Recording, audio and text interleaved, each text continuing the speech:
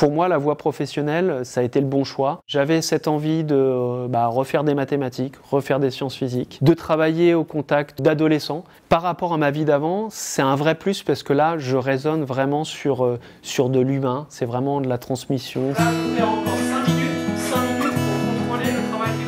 Est-ce qu'on avait des exercices à faire pour aujourd'hui? Depuis 5 ans aujourd'hui, je suis enseignant en mathématiques, sciences physiques et chimie en lycée professionnel. J'ai une formation à l'origine en génie mécanique et j'ai travaillé 18 ans dans l'industrie automobile et le naval de défense. J'ai résolu l'équation.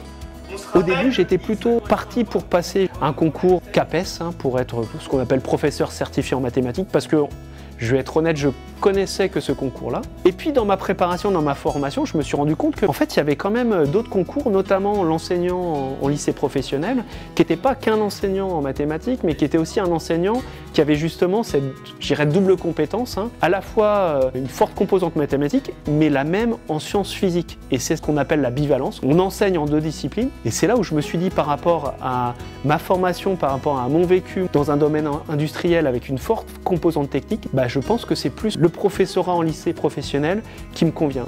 Ce qui me plaît le plus, alors déjà j'aime beaucoup le contact avec les adolescents. Et les adolescents, je dirais, en lycée professionnel, c'est une population justement qui est quelquefois a eu un parcours qui peut être un peu difficile auparavant au collège. Il y a un vrai challenge, c'est de leur redonner confiance. Et puis c'est un métier où on réfléchit beaucoup, très intellectuel, puisque on essaye en permanence de trouver justement des moyens pour faire en sorte que nos élèves en fait aient envie d'apprendre et par rapport à ce qu'on attend d'eux en termes d'attitude, de posture, de respect, justement à les amener à changer pour se construire en tant que futurs professionnels et puis futurs citoyens de la société.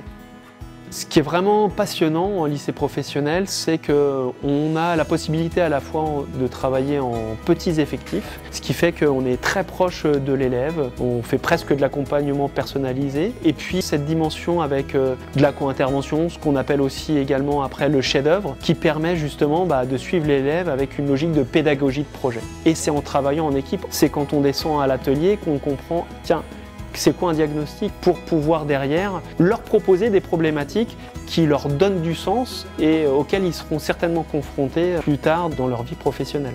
Je pense que si vous êtes convaincu que ce métier est fait pour vous, il faut y aller, il faut se donner les moyens d'y arriver.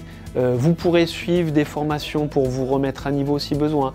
Vous aurez la possibilité de faire des stages.